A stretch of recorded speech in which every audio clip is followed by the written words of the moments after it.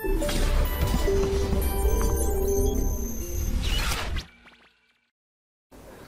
अगला टॉपिक है हमारा इंटीग्रेशन। इंटीग्रेशन मतलब समाकलन।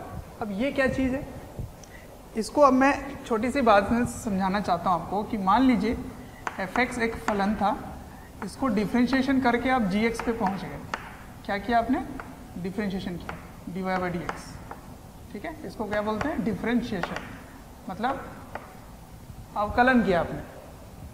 तो अगर gx को इंटीग्रेट करोगे तो f(x) पहुँच जाओगे, इसको क्या बोलेंगे? इंटीग्रेशन। ठीक है, तो ये छोटा सा एक लाइन में समझाना चाह रहा हूँ। मतलब डिफरेंशिएशन का ऑपोजिट, उसका विपरीत इंटीग्रेशन होता है। ठीक है, अच्छा अब इसको लिखते कैसे हैं?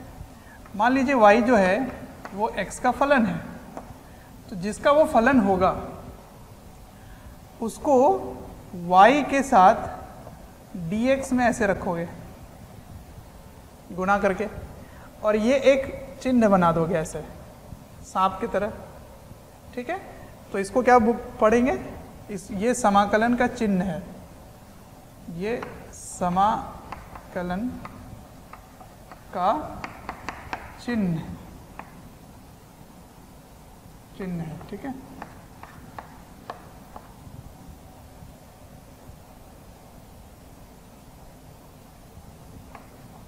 चिन्ह है। अब सुनो, इसको पढ़ेंगे कैसे? इसको पढ़ेंगे integration of y with respect to x।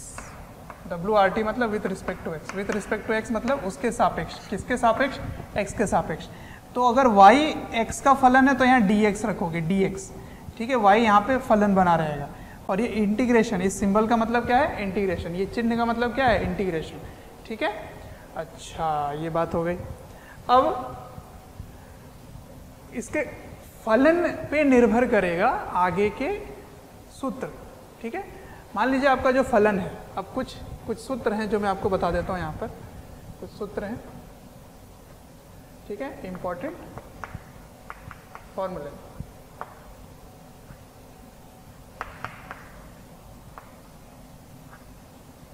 ठीक, इंपॉर्टेंट फॉर्मूला। मान लीजिए जो आपने फलन लिया, फलन, वो फलन घातीय है। ठीक है ना, घातीय है। तो कुछ ऐसा है, x की घात n dx। ठीक है, और मान लीजिए यहाँ एक कांस्टेंट गुणा हुआ पड़ा है और इसको आप इंटीग्रेट कर रहे हो। ठीक, तो क्योंकि इसमें कोई लिमिट नहीं है, इसकी सीमा नहीं है, इसकी सीमाएं नहीं दे रखी हैं, इसलिए इसका एक स्पेशल नाम होगा और उसको क्या बोलेंगे? अनिश्चित समाकलन। ठीक है, तो मैं क्या पढ़ा रहा हूं यहाँ पे? इनडेफिनेट इंटीग्रेशन, मतलब अनिश्चित समाकलन। अनिश्चित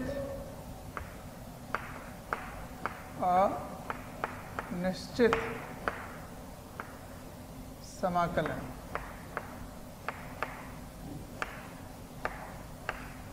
देखिए, एक एक बात आप 12वीं कक्षा में पढ़ने वाले हैं। मैं आपको बस इतना बता देता हूँ जितना हमें फिजिक्स में ज़रूरत पड़ेगी। तो इसका सूत्र क्या है भाई? इसका सूत्र ऐसा है, वहाँ क्या करते थे, जो घातीय होता था वहाँ क्या करते थे, एक पावर कम कर देते थे, यहाँ पे बढ़ा दोगे। तो पहले तो k जैसा है उसको बाहर ले लो, k बाहर आ गया। उसके बाद x की घात बढ़ा दो, और जितना ऊपर घात में किए हो उतना ही यहाँ पर भाग दे दो। ये भाई सूत्र है। हाँ, इस चीज़ को आप वेरीफाई जरूर कर सकते हो, मैं इसको प्रूव नहीं कर सकता, पर इस चीज़ को वेरीफाई जरूर कर सकते हैं। प्लस c, ये लिखना पड़ेगा। अब ये क्या चीज़ है?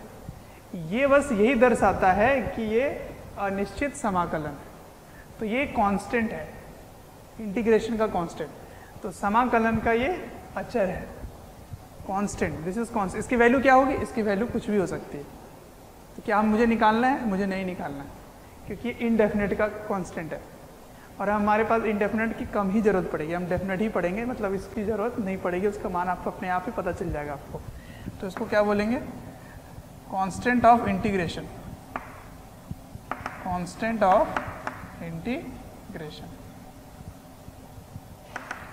ठीक है। अब मैं जब तक उदाहरण नहीं दूंगा इसको समझ नहीं पाओगे। उदाहरण दे देता हूँ। मान लीजिए 9x² dx का इंटीग्रेशन आपको करना है।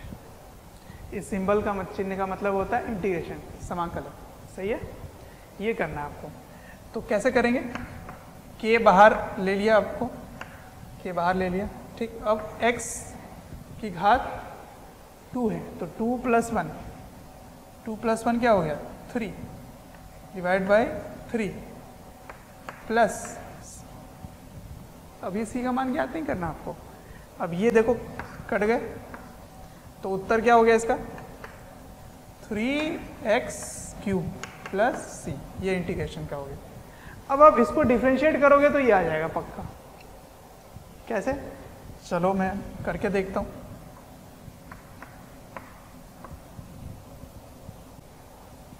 अब देखो ये जो उत्तर आया, इस उत्तर को अगर आप डिफरेंशिएट करोगे तो ये आ जाएगा वापस। मैंने कहा था ना यहाँ से कि अगर इसको इंटीग्रेट करके ला रहे हो तो डिफरेंशिएट करोगे तो ये आ जाएगा। तो वेरीफाई क्या है सकता है, इसको डिफरेंशिएट करते हैं। 3x³ डिफरेंशिएट करो, क्या आएगा इसका उत्तर? इसका उत्तर आ जाएगा 3 × 3 = 9x²। ठीक है, तो देखो 9x² हो गया। अब इस dx को ले जाओ उधर, तो dx को वैसे ले जाओ ना ले जाओ मिलाने के लिए है ये। अब इसको इंटीग्रेट करोगे तो इसका उत्तर क्या आ जाएगा? 3x³। देखो ये आ गया उसको, है ना। तो डिफरेंशिएशन करने से जो आंसर आता है, इंटीग्रेशन करने से वापस वही आ जाता है। करेक्ट है। चलो अब मैं कुछ और एग्जाम्पल लेता हूँ, फॉर्मूले लेता हूँ। जैसे ये पहला सूत्र हो गया, और भी सूत्र मैं बताता हूँ आपको। ठीक है, इसको लिखिए जल्दी से। तो मैंने अब क्या बताया कि समाकलन में और कलन में अंतर क्या है और उसमें समानता क्या है। ठीक है, मैंने जो सूत्र बताया आपको x⁴n dx में, जब इसको इंटीग्रेट करते हैं तो n + 1/n + 1 ये आता है। इसमें ध्यान ये रखना है कि n का मान -1 नहीं होना चाहिए, बहुत इंपॉर्टेंट है ना, क्योंकि -1 रखोगे तो ये 0 हो जाएगा, 0 इधर हो नहीं सकता। और ये कब आएगा इसको नोट कर लेते हैं, नोट,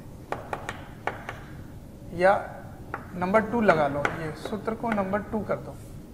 ठीक है, देखिए अगर dx/x है तो यहाँ पे आप देखेंगे तो x का मान क्या हो गया? -1 हो गया।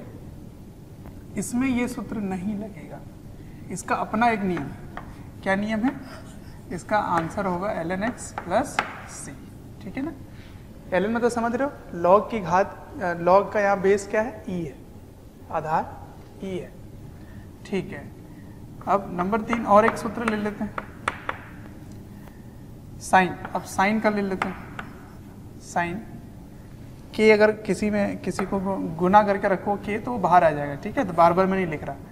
तो sin x dx, देखिए साइन का डिफरेंशिएशन प्लस कॉस होता है, लेकिन इंटीग्रेशन माइनस कॉस होगा, -cos x dx + c।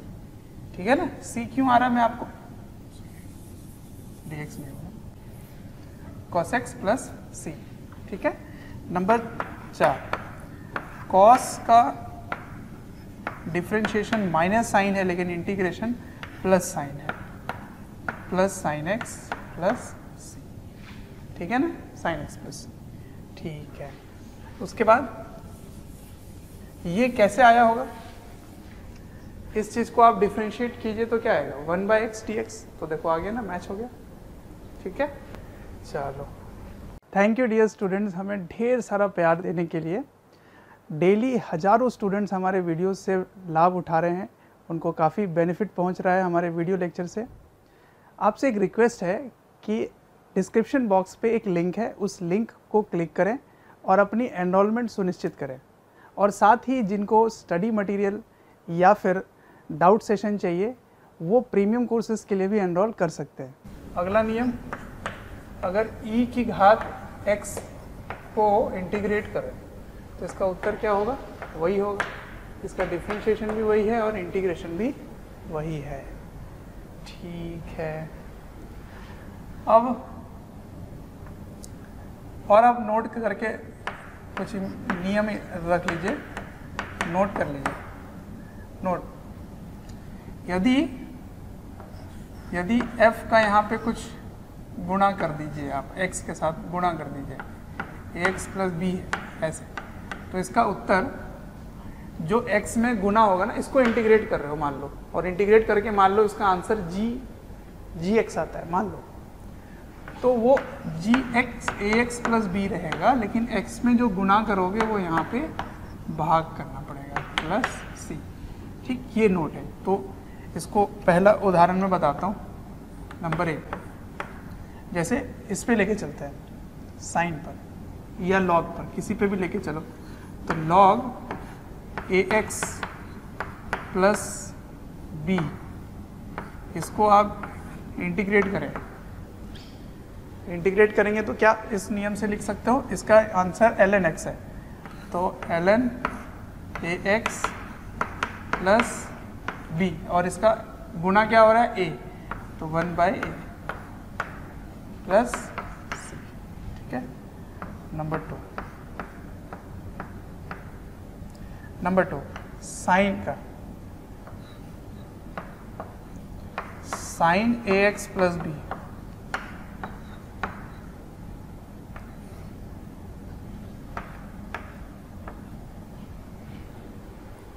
तो साइन का इंटीग्रेशन क्या होगा?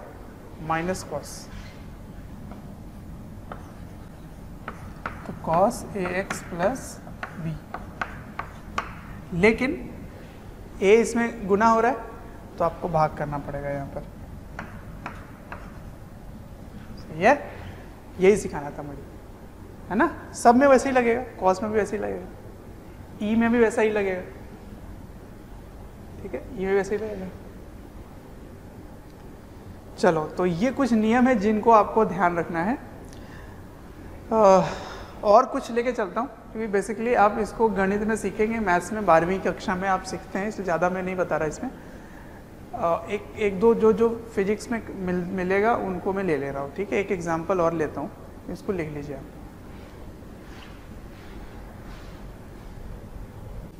चलो, तो मैंने कुछ एग्जांपल लिया है, इनको देखिए कैसे करेंगे। जैसे ये है, इसको कैसे करें?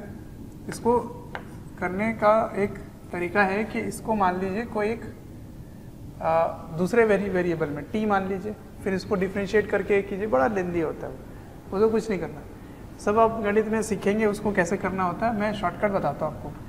क्या ये x की घात n dx था, x की जगह क्या आ गया 2x प्लस 3। तो मैंने बोला था ना कि अगर fx में ax प्लस b आ जाए और उसका आंसर gx है, तो सिर्फ इसको जो गुना है x में जो गुना है उसी को भाग कर देना है।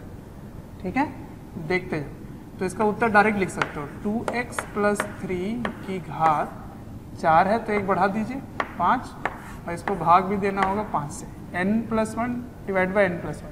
ठीक है, और 2 इसमें गुना है तो यहाँ पे भाग कर दो 2, तो 2 नीचे आ गया प्लस c। तो इसका उत्तर क्या हो गया? 2x प्लस 3, 2x प्लस 3 की घात 5 बटा 10। ठीक है, प्लस c। अब इसको डिफरेंशिएट करोगे तो ये आंसर आ जाएगा। चेक करना है क्या? चलो चेक कर लेते हैं। चेक करो, इसको डिफरेंशिएट करते हैं। ठीक है, कैसे डिफरेंशिएट होता है? ये पावर आगे आ जाता है तो 5, फिर अंदर घुसो और ये ऐसे ही रहेगा 2x प्लस 3, 5 एक कम हो गया, अंदर घुसो, अंदर घुसे तो क्या मिला अंदर?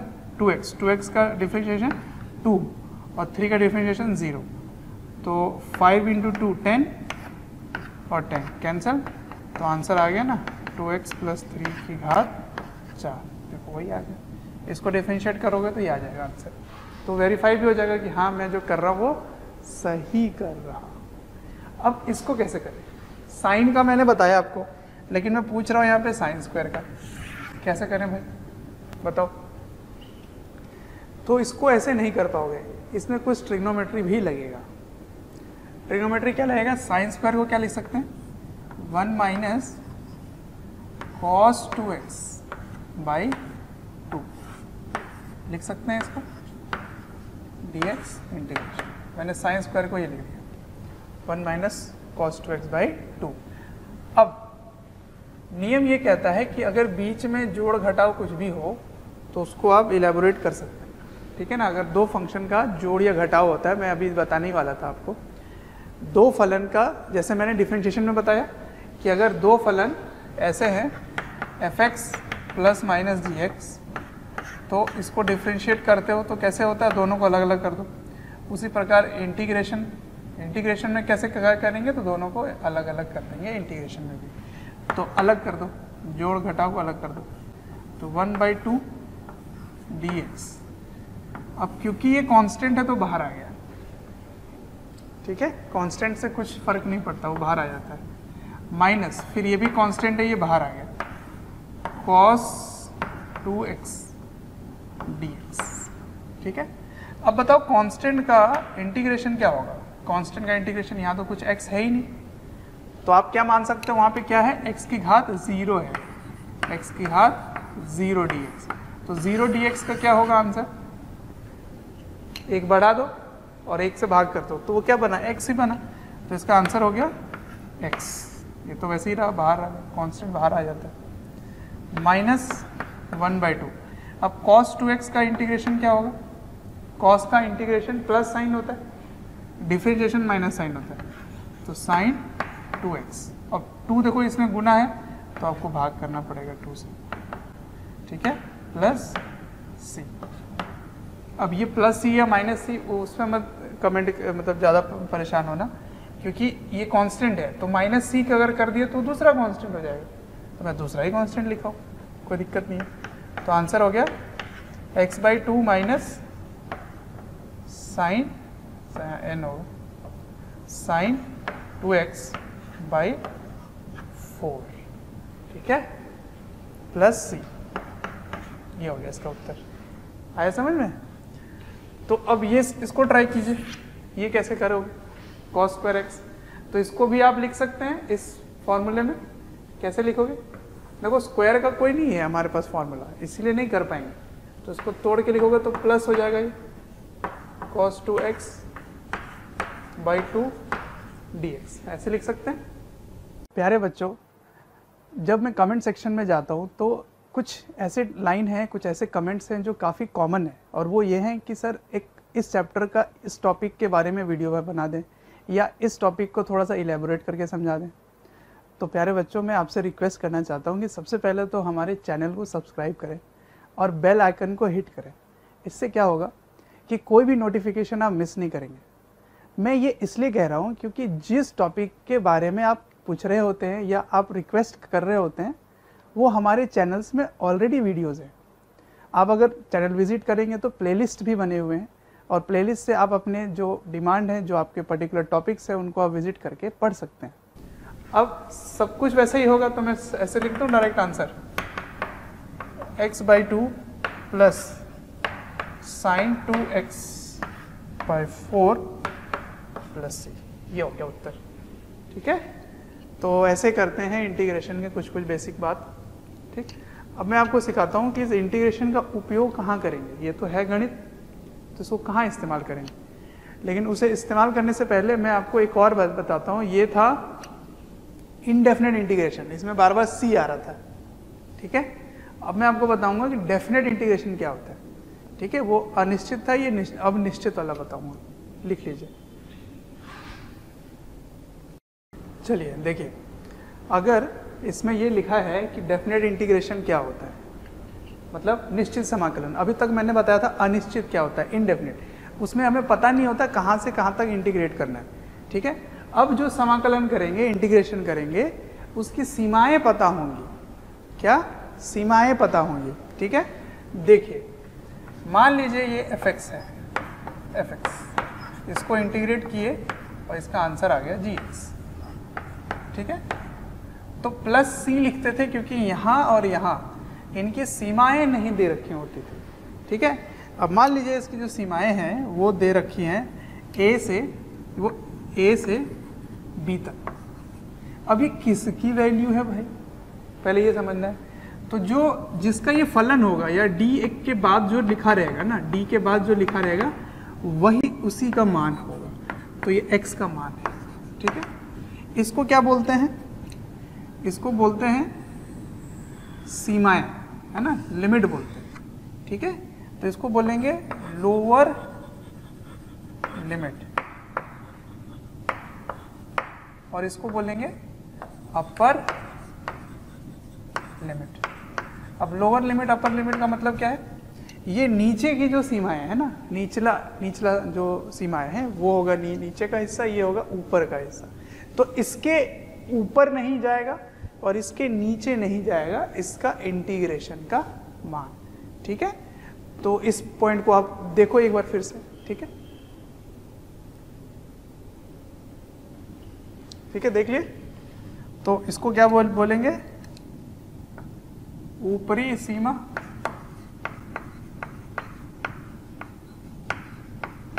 और इसको बोलेंगे निचली सीमा,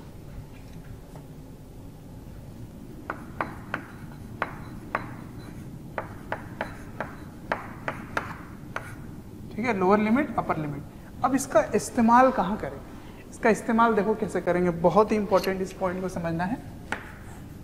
यहाँ पर ऐसे बनाओगे, अब c नहीं लिखोगे, यहाँ पे प्लस c नहीं लिखोगे। अब x का मान कहाँ से शुरू करना है, यहाँ पे a से, तो a से b तक ऐसे, ठीक है। अब लिखो, अब कैसे करोगे, अब जो भी gx का आंसर आया उसमें इसका मान रख दो, तो g b, फिर एक माइनस का चिन्ह लगाओगे।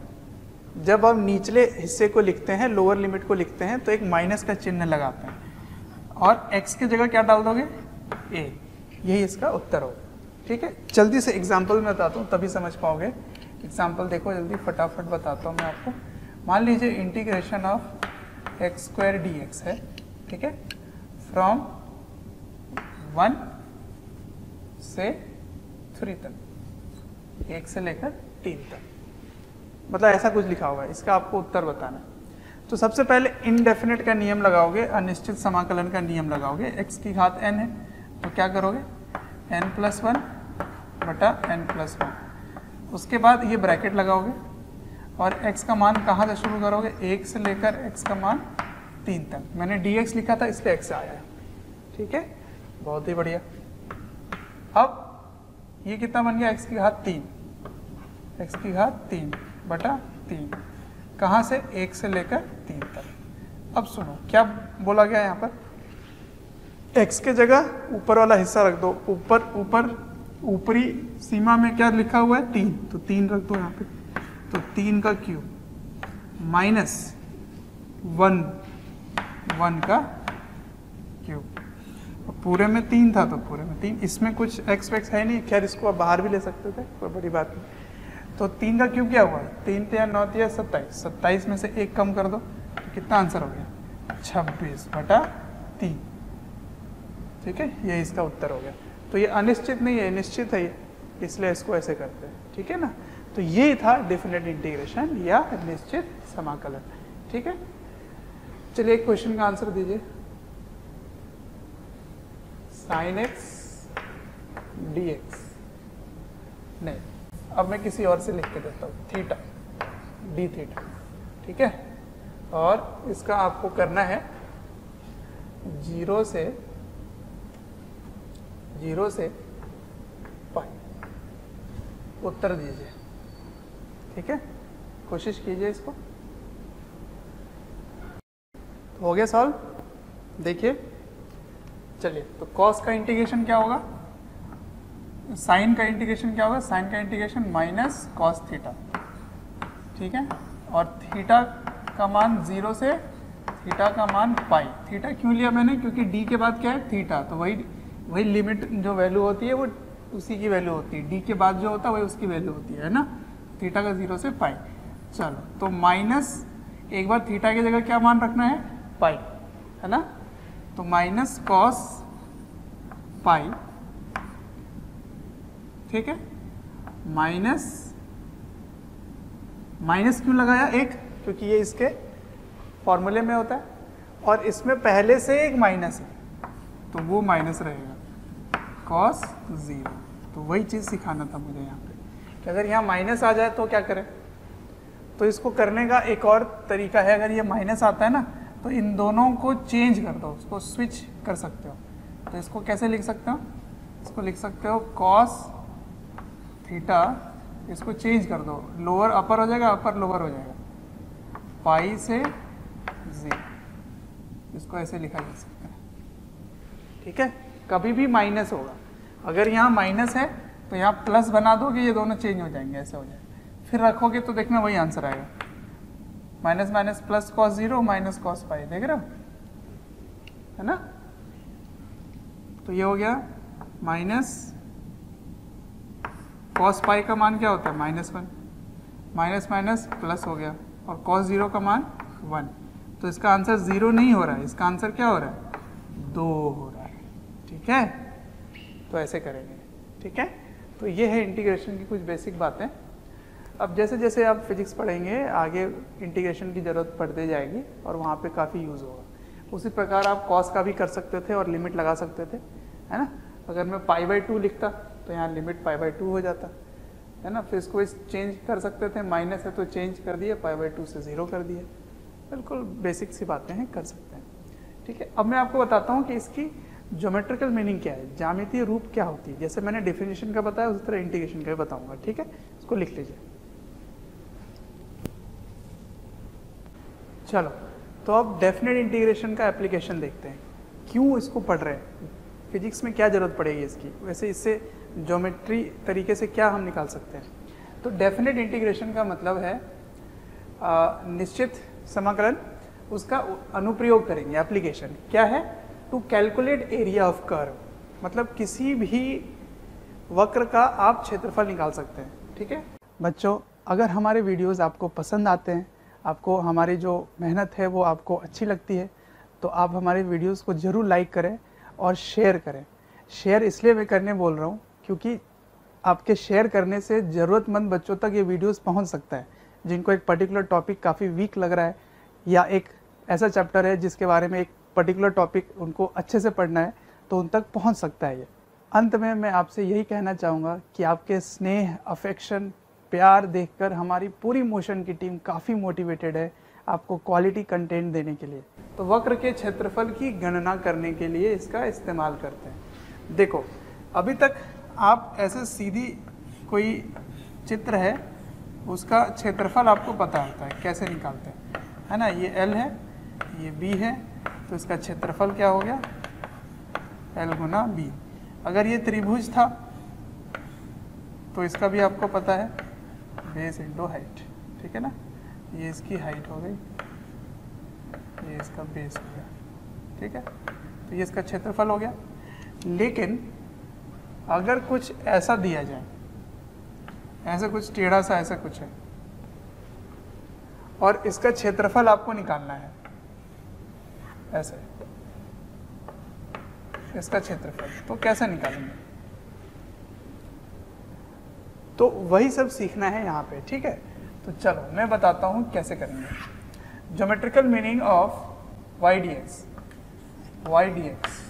का इंटीग्रेशन a से लेकर b तक का क्या मतलब होता है, इसका मतलब होता है area under curve and x axis, मतलब x अक्ष और ये जो वक्र है उसके मध्य जो क्षेत्रफल बनेगा उसकी गणना होती है। इसका मतलब कैसे हुआ ये बताता हूँ। देखो मान लो इसका क्षेत्रफल निकालना था और इसका फलन दिया हुआ है, और उस फलन को जब आप बना रहे हो तो ऐसा कुछ बन रहा है, मान लीजिए ऐसा कुछ उसका वक्र है। तो आप x का मान a से लेकर x का मान b तक इसके अंदर क्षेत्रफल निकाल रहे हैं, ठीक है ना, इसका क्षेत्रफल निकाल रहे हैं। तो इसका क्षेत्रफल ये है,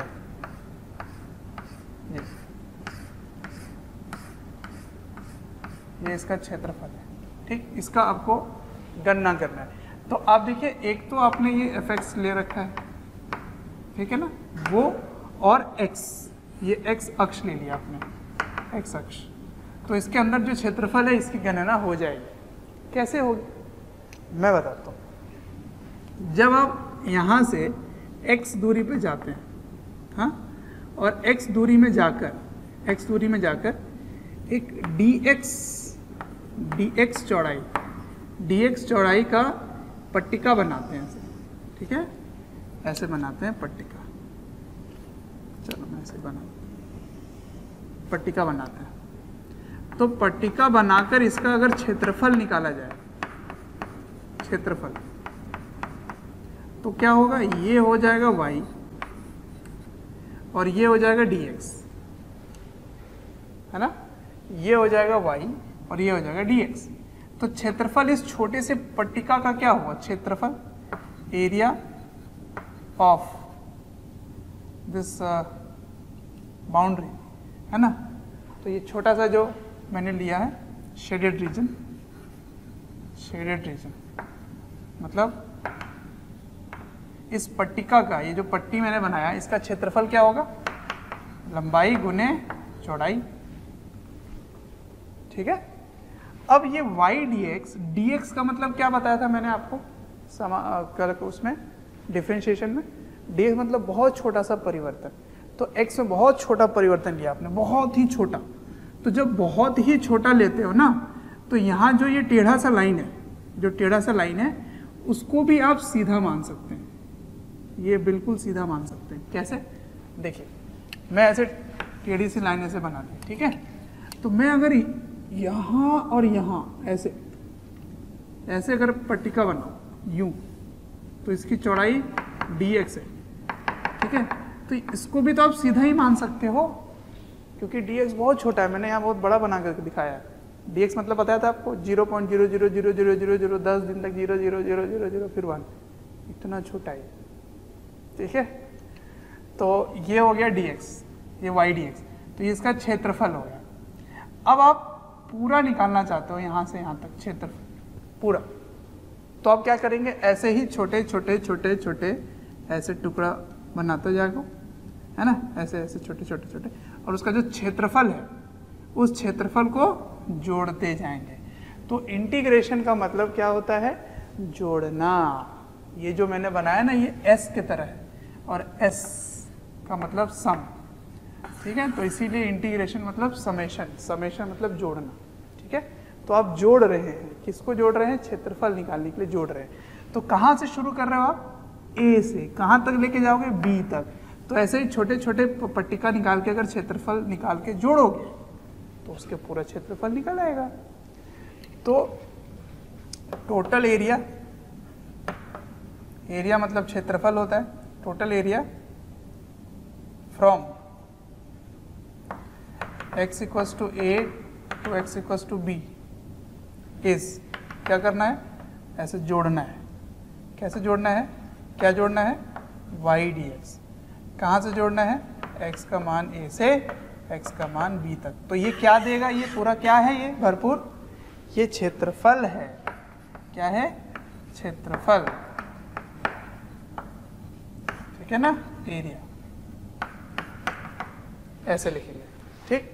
तो आज के बाद से इंटीग्रेशन का मतलब क्या समझोगे, इस लाइन का मतलब है पहले तो जोड़ना, सिग्मा समेशन जोड़ रहे हो, एक बात। दूसरी बात क्या जोड़ रहे हो, तो क्षेत्रफल। तो सभी को जोड़ोगे तो क्या आ जाएगा, संपूर्ण क्षेत्रफल निकल के आ जाएगा, ठीक है ना। तो एक एग्जांपल मैं ले लेता हूँ सिंपल सा, और ये एरिया का मतलब समझ में आ जाएगा आपको, लिख लीजिए। चलो एक एग्जांपल लेते हैं। मान लीजिए एक फलन है y बराबर 2x, ठीक है, ये एक फलन है और आपको इसका क्षेत्रफल निकालना है, area from x equals to 1 to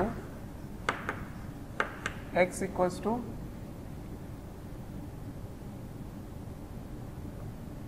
2.5 ये ले लो, ठीक है, 1 से 2.5 तक। क्या डेसिमल में प्रॉब्लम ना हो जाए, चलो 2 ही लेते हैं, ठीक है, 1 से 2 तक लेकर क्षेत्रफल ज्ञात। तो सबसे पहले क्या करोगे, इसका आप अगर बना पाए ग्राफ, तो ग्राफ आपको मैंने सिखा रखा है कैसे निकालते हैं। ये एक स्ट्रेट लाइन हो गया, y इक्वल्स टू 2x, तो यहाँ से पास होगी ये लाइन। कहाँ से बनाना है आपको, x बराबर 1 से कहाँ तक, x बराबर 2 तक, x बराबर 2 तक। इसका क्षेत्रफल ज्ञात करना है, ये ज्ञात करना है आपको क्षेत्रफल, ठीक है। कैसे निकालें, देखो अगर स्ट्रेट लाइन है फिर तो कोई प्रॉब्लम नहीं है, आपके पास पहले भी बहुत सारे नियम है, आप निकाल सकते हैं। लेकिन इंटीग्रेशन का काम यहाँ पे अगर करें तो बिल्कुल एक लाइन में हो जाएगा। क्या करना है, y dx का इंटीग्रेशन कहाँ से, from x equals to 1 to x equals to 2, ये करना है, ठीक। तो y की जगह क्या रख दिए, 2x dx, y की जगह 2x dx, 2 कांस्टेंट है तो बाहर आ जाएगा इंटीग्रेशन के, from x equals to 1 to x equals to 2।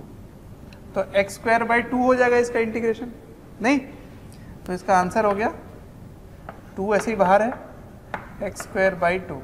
कहाँ से शुरू कर रहे हो, 1 से लेकर 2 तक, तो इस 2 को तुम बाहर ले सकते हो, कोई दिक्कत नहीं है। तो 2 और 2 कैंसिल हो गए, तो इसका आंसर ये 2 को काट सकते हो, ठीक है। तो इसका आंसर 2 का स्क्वायर माइनस 1 का स्क्वायर, तो 4 में से 1 गया, 3 यूनिट स्क्वायर, ठीक है, ये इसका उत्तर है। तो इसका क्षेत्रफल कितना है, 3 यूनिट। यूनिट मतलब जो भी यहाँ दिया रहे, मीटर है तो मीटर स्क्वायर हो जाएगा, सेंटीमीटर सेंटीमीटर स्क्वायर हो जाएगा, ठीक है। चलो, तो ये था आपका कैलकुलस। कैलकुलस यहाँ पे कंप्लीट हो जाता है। कैलकुलस में हमने क्या सीखा, फलन यानी कि फंक्शन सीखा।